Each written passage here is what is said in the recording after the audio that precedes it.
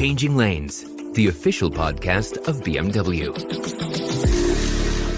Hello and welcome to this episode of Changing Lanes, the official podcast of BMW. My name is Sarah. And my name is Jonathan. And today on the podcast, it's all about our four-legged friends. Yep, that's right.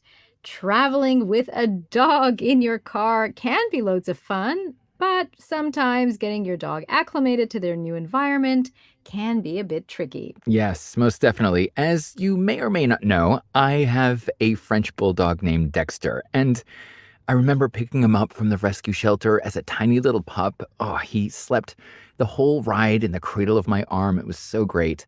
But he grew up really fast, and I needed to figure out how to make it an enjoyable ride for him and for me as well. And Dexter would whine and yap, and one time he got sick in the back of the car. Ew. Ugh. Oh, God. Yeah. Oh, poor Dexter. Poor Yeah, Jonathan.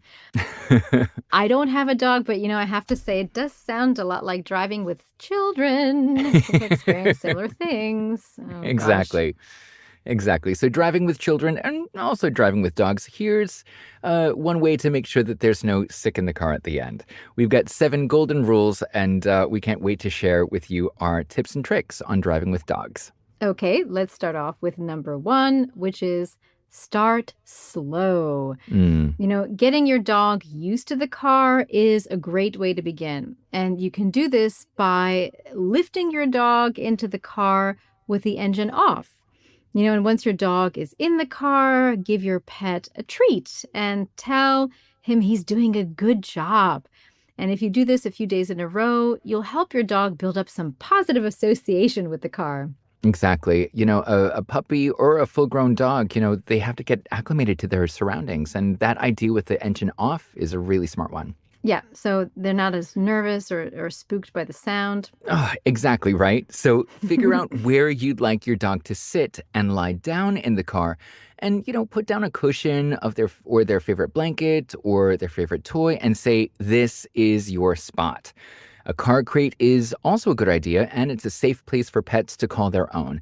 And, dogs, they need to know where their spot is and where your spot is in the car. And if you can, try and make eye contact with your dog once in a while when driving so your pet feels safe. Yeah, Jonathan. And speaking of safety, tip number 3 is all about securing your dog in the car. For the sake of your four-legged friends, you should always make sure that they are safe and secure according to all local travel laws. This way, you'll avoid an unnecessary risk, not to mention expensive fines. And, of course, when you're traveling outside of your own country, you should definitely read up on the local regulations. Apparently, it is up to you whether you use a special belt or a dog crate or some sort of barrier between the passenger area and the back of the car. But the most important thing is somehow that your pet is secure. Exactly. And, rules, they're meant to be followed. So that's a good tip. Yeah.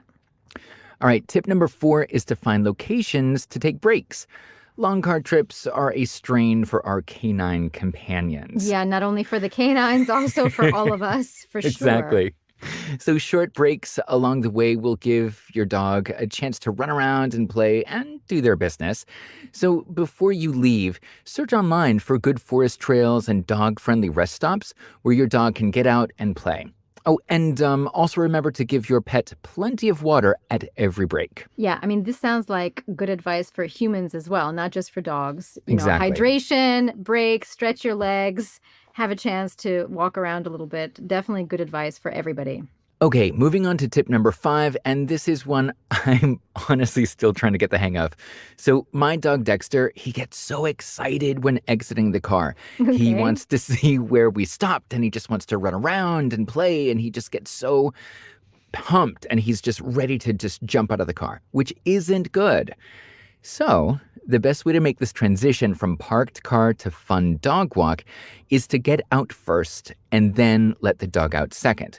So go around the door closest to your dog, give a clear command that your dog is about to exit the car, and make sure that you have your dog leash in your hand so you can smoothly get your pet from the car onto the ground without them running off. Safety first. Yeah, safety first. That sounds like a very good tip. Yeah. And Jonathan, has Dexter gotten the hang of this already? Sort of. Okay. After Oh 9 dear. years, we're still kind of working on it. All right. Hope you keep working on it. Thanks. Okay. Tip number 6 is to give your dog food, but in moderation. So, heavy snacking before a car ride is a big no-no for dogs. You can give your dog a few small treats along the way to make the trip a bit sweeter, but, a dog with a full stomach, that could mean your pet getting sick in the car, and that is definitely something we don't want. No, not at all. Not cool at all. So that's a great tip. Moving on to tip number 7, it's a no-brainer. Stay cool. Whether you want to grab an ice cream or buy a new lounge chair, never keep your dog waiting in the car when you're out and about in that summer heat. Just a few minutes, it just breaks my heart, right? I mean, just a few minutes in a hot car, it can be really dangerous for a dog. And, the old trick of just open a window and crack it, that's not a trick. That's just dumb. It's not enough to keep your pet comfortable and safe with that window cracked. So, as a rule of thumb, always take your dog with you when it's hot outside. For sure. Yeah. And again, safety first. You don't want to Exactly. endanger a pet that you love. Most definitely. All right, everyone. Those are our 7 tips when traveling with dogs. I hope you enjoyed. And thank you so much for listening to this week's episode of Changing Lanes.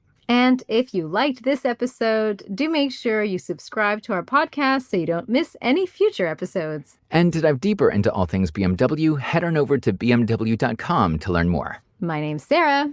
And I'm Jonathan. And this has been Changing Lanes. See you next time. Bye.